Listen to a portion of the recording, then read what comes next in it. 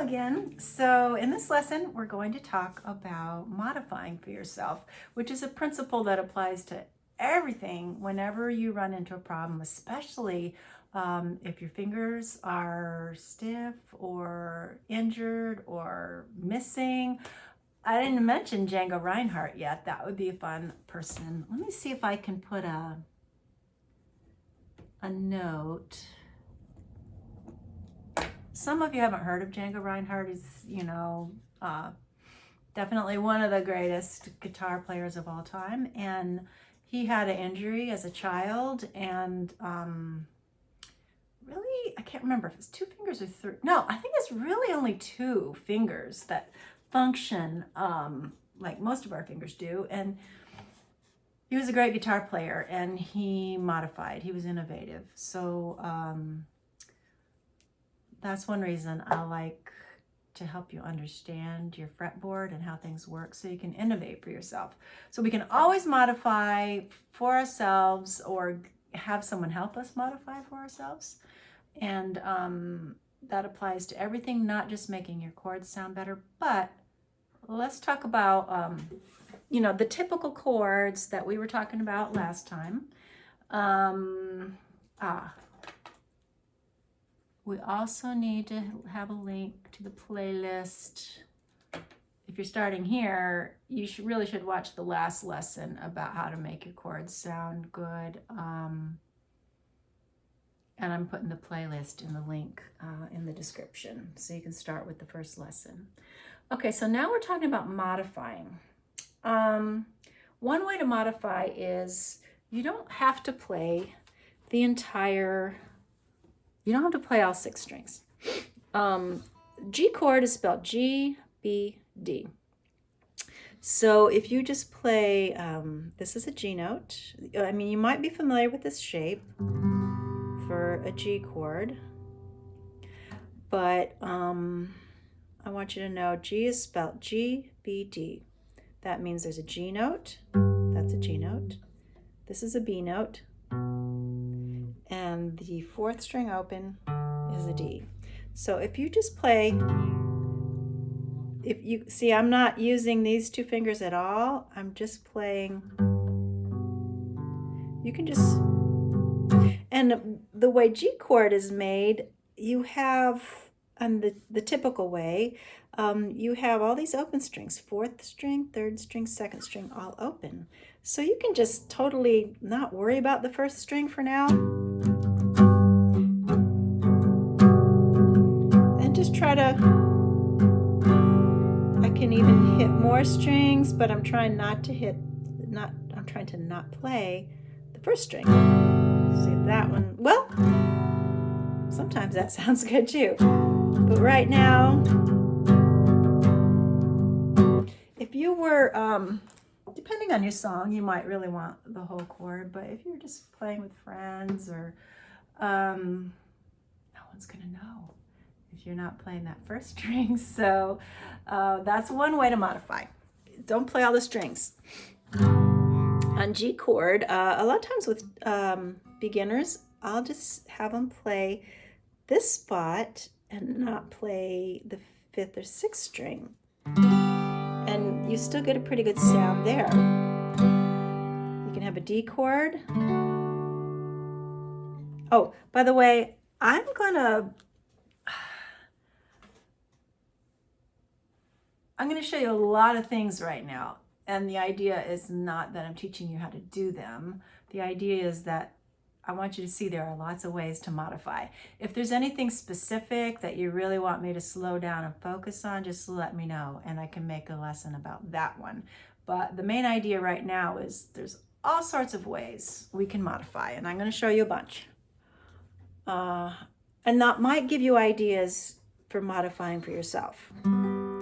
So sometimes with beginners, we'll make the D shape, and then we'll just keep this finger down and slide up to get a G by just playing 4 strings, not all of them. So there's a principle. You could play the low strings or just the high strings. That was on G. C chord, let's do, so here's your C shape. Sorry, my technique sometimes isn't great when I'm doing this because I'm focusing on having you see where my fingers are, but I'll try to do better technique here. So here's my C. Okay, you can play the lower notes. Actually, sometimes this may not be something you want to do yet, but I like to take this finger, instead of putting it here on the 5th string, I like to put it on the 6th string. And then I like to put pinky right beside it. This is actually a good way to give pinky something to do, to develop strength. And you could just do that and not play the higher strings. I'm just playing the lower strings. Or another approach on C is you could just play that one.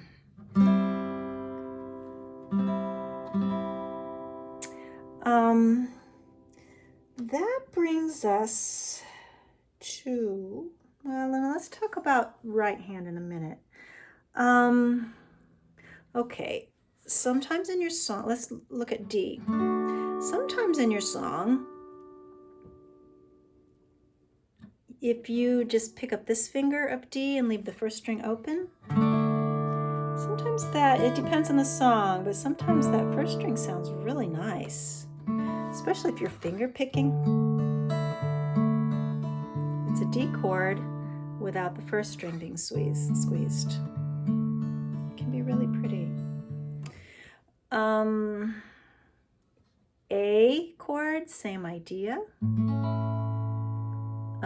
Some people play A that way, so I like to get it by, well, actually this is a fun trick some of you might like. If your knuckle bends backwards, you might be able to do your A chord kind of like that. I'm just barring all 3 strings for my A chord, but that doesn't work for everyone. But you can play your A chord instead of all 3 strings here. You could just do 2 strings, just 4th string and 3rd string.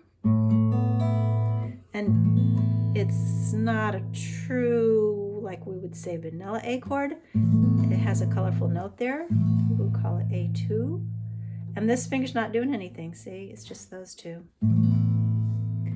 And that is a pretty sounding chord as well. Like I say, it depends on the song if it's going to sound right to you. Let's see, D, A. Let's talk about B. B can be difficult as a beginner. There's the B minor, which we usually want before too long.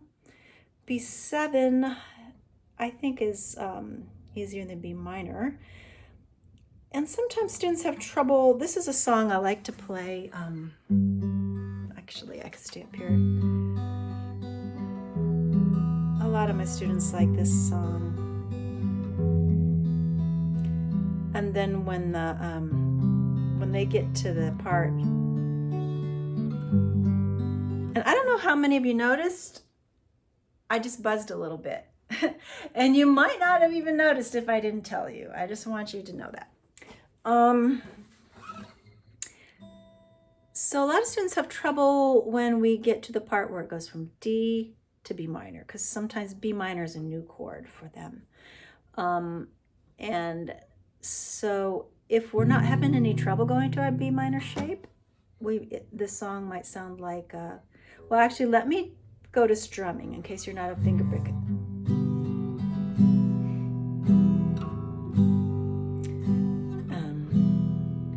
And let's see.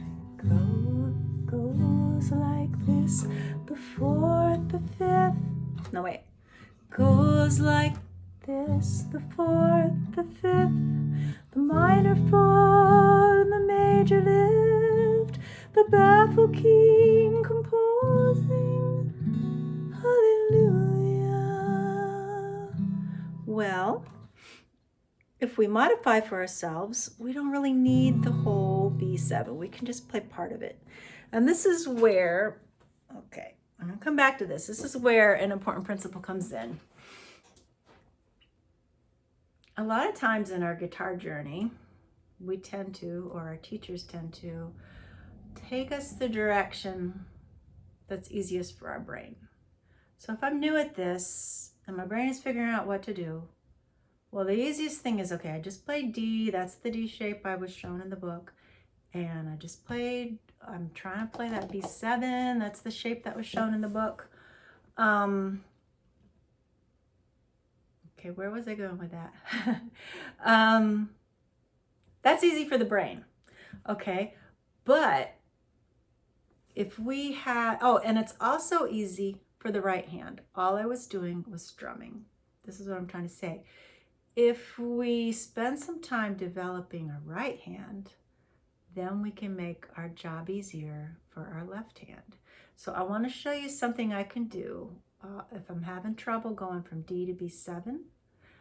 The cool thing about finger picking that I love is that if there's a string that you're having trouble with your new chord, you just don't have to play it.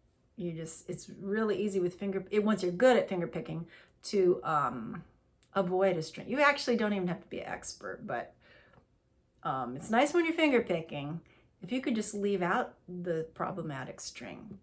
And that can happen with flat picking too. But again, you have to develop your right hand is what I'm saying.